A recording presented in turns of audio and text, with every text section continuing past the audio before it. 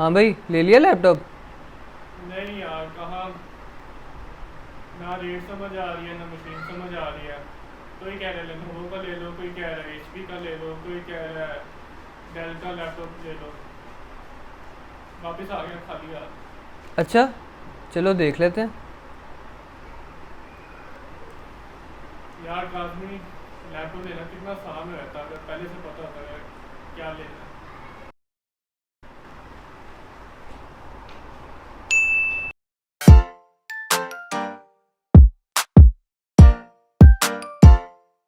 Laptop लेते हुए अगर आप सिर्फ 4 बातों का ख्याल रख लें तो मैं आपको इस बात की गारंटी दे सकता हूँ कि आप जो चीज़ लेंगे वो एक अच्छी चीज़ होगी और आप उसको बड़े आराम से एक लंबा अरसा चला सकते हैं। सबसे पहले आपका प्रोसेसर, उसके बाद आपकी मेमोरी यानी रैम, उसके बाद आती है आपकी स्टोरेज और उसके बाद बैटरी। अब आप ये सोच रहे होंगे कि काज़मी, एक लैपटॉप में यही 4 तो चीज़ें होती हैं, मैं कौन सी नई बात बता रहा हूँ यहाँ पे बैठ के। तो मैं आपको इस बात के बारे में बताता चलूँ कि बिल्कुल लैपटॉप के बेसिक फंडामेंटल्स यही हैं, लेकिन उनमें मज़ीद आपने किन बातों का ख्याल रखना है वो उस पर हम आज बात करेंगे। अब प्रोसेसर के बारे में आपने सबसे पहले ये चीज़ का ख़ास ख्याल रखना है कि आप i5 और i7 को बिल्कुल साइड पे रख दें। ज़रूरी नहीं है कि i7 हमेशा i5 से बेहतर हो। अब आप ये सोच रहे होंगे कि आप प्रोसेसर का मॉडल चेक कैसे कर सकते हैं, तो आएँ देखते हैं कि एक प्रोसेसर का मॉडल और उसके साथ जो अल्फ़ाबेट लगा होता है वो आप कैसे देख सकते हैं। इसके लिए आपको सबसे पहले अपने लैपटॉप में जाके टास्क मैनेजर खोलना पड़ेगा। सबसे पहले आपने टास्क मैनेजर में जाना है, जो कि आप अगर विंडोज़ 10 यूज़ कर रहे हैं तो नीचे टास्क बार पे राइट क्लिक करें और यहाँ से आप टास्क मैनेजर खोल सकते हैं। विंडोज़ 11 में ये ऑप्शन रिमूव कर दिया गया था, तो उसके लिए आपको कंट्रोल शिफ्ट और एस्केप दबा के टास्क मैनेजर खोलना पड़ेगा। अब जैसे ही आप टास्क मैनेजर खोलेंगे तो सबसे पहले आपने यहाँ मोर डिटेल्स पे क्लिक करना है।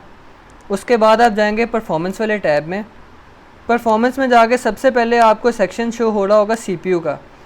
अब इसमें यहाँ पे आपके पास आपके प्रोसेसर का नाम, उसकी जनरेशन और उसके 4 डिजिट्स के मॉडल के साथ आपको एक अल्फ़ाबेट शो हो रहा होगा, जो कि आपको उसका मॉडल बताएगा कि वो यू सीरीज़ है, एम सीरीज़ है या वो एच क्यू सीरीज़ है। तो हम बात करते हैं कि प्रोसेसर के मॉडल्स हैं कौन कौन से जो अवेलेबल है मार्केट में। आपको मार्केट में यू सीरीज़ देखने को मिलेंगे, एम सीरीज़ देखने को मिलेंगे और एच क्यू देखने को मिलेंगे। जैसे कि हमने बात की कि आपने यू सीरीज़ का प्रोसेसर नहीं लेना, तो आपने प्रोसेसर वो लेना है जो एम सीरीज़ हो, और अगर आपको कोई एच क्यू प्रोसेसर मिल जाता है अच्छी रेंज में तो आंखें बंद करके वो लैपटॉप लेना। अब दूसरी चीज़ की बात करते चलें, जो है लैपटॉप की रैम। तो आपने लैपटॉप लेते हुए इस बात का ख़ास ख्याल रखना है कि आप जो मिनिमम रैम है कम से कम वो 8 GB रखवाएँ। और 8 GB भी आपने इस तरह से नहीं रखवानी कि आप सिंगल स्लॉट में 8 GB की रैम लगवा लें, नहीं। उसकी 2 रीज़न्स हैं। पहली रीज़न ये कि in case of an electric failure, अगर खुदा न खास्ता कोई वोल्टेज ऊपर नीचे होते हैं और आपकी रैम ख़राब होती है, तो अगर आपने 4 GB के 2 मॉड्यूल्स लगाए होंगे तो उसमें से आपका चांसेस हैं कि एक बच जाएगा, तो स्टिल आप लैपटॉप यूज़ कर सकते हैं 4 GB रैम के साथ। उसकी दूसरी वजह यह है कि जब आप रैम को डुअल चैनल में ऑपरेट करते हैं तो वो बेटर परफॉर्म करती है रादर देन कि आप एक सिंगल मॉड्यूल लगा के रैम का यूज़ करें। अब आप पूछेंगे कि मिनिमम रैम मैंने 8 GB क्यों कही। उसकी एक वजह यह है कि माइक्रोसॉफ्ट की वेबसाइट पर जाकर जब आप विंडोज़ की मिनिमम रिक्वायरमेंट्स देखते हैं तो वहाँ पे उन्होंने जो रैम की मिनिमम रिक्वायरमेंट है वो 4 GB बताई हुई है। तो ये तो हो गई आपकी बेयर मिनिमम सिर्फ विंडोज़ को चलाने के लिए। विंडोज़ के ऊपर आपने जो अपने प्रोग्राम चलाने हैं, जो आपने लैपटॉप पे मज़ीद काम करना है, उसके लिए भी तो आपको मेमोरी रिक्वायर्ड है ना। अब एडिशनल 4 GB जो आप लगवा रहे हैं ये यूज़ होगी आपके प्रोग्राम्स को हैंडल करने के लिए और जो भी आपका वर्कलोड है उसको मैनेज करने के लिए। अब तीसरी चीज़ जिसका आपने ख्याल रखना है वो है लैपटॉप की स्टोरेज।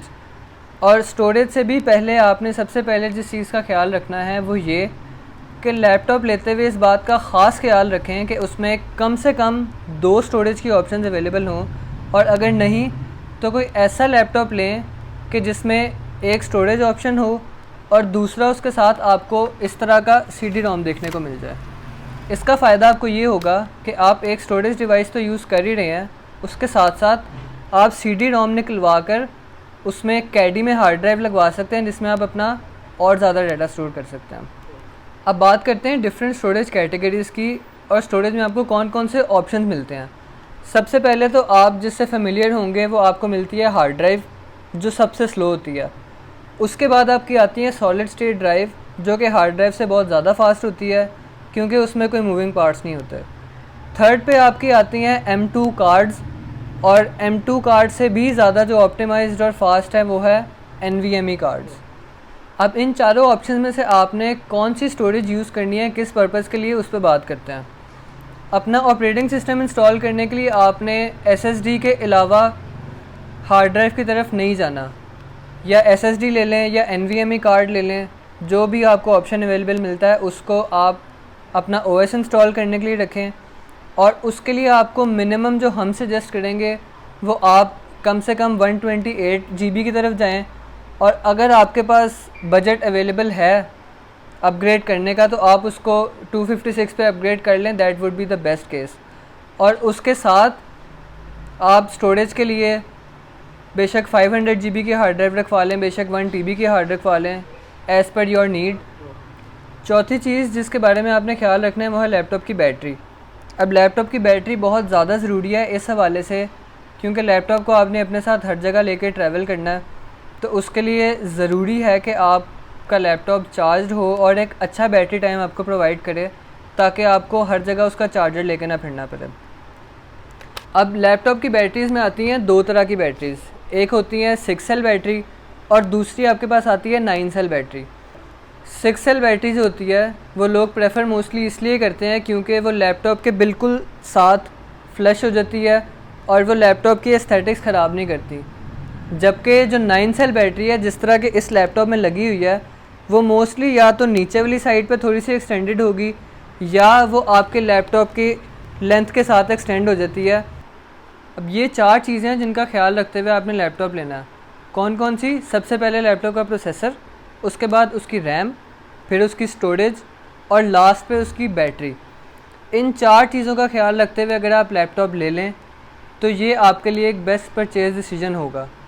हाँ, इसमें आपको थोड़ा सा ख़वार ज़रूर होना पड़ेगा, डिफरेंट शॉप्स देखनी पड़ेंगी। कुछ शॉप्स पे आपको अच्छी रैम वाला लैपटॉप मिल रहा होगा तो उसका प्रोसेसर अच्छा नहीं होगा, कुछ में आपको अच्छा प्रोसेसर मिल रहा होगा तो उसकी स्टोरेज अच्छी नहीं होगी। लेकिन इस बात की अश्योरिटी आपने रखनी है कि अगर इन 4 चीज़ों के लिए आप थोड़ा सा ख्वार हो लेंगे 1 दिन या 2 दिन, उसके बाद आपको 4-5 साल ये चीज़ बिल्कुल तंग नहीं करेगी। मैं उम्मीद करता हूँ कि आपको हमारी वीडियो से कुछ ना कुछ सीखने को मिला होगा, और अगर आपको हमारा कंटेंट पसंद आया हो और आप इस तरह की मज़ीद वीडियोस देखना चाहते हैं तो हमारे चैनल को ज़रूर सब्सक्राइब करें। ये वीडियो पसंद आई हो तो उसको लाइक करें, और अगर आपके कोई ऐसे दोस्त हैं जो कोई परचेज़ डिसीजन लेने के हवाले से परेशान हैं तो उन्हें हमारी वीडियो ज़रूर शेयर करें ताकि उनका भी भला हो। जज़ाकल्लाह, शुक्रिया।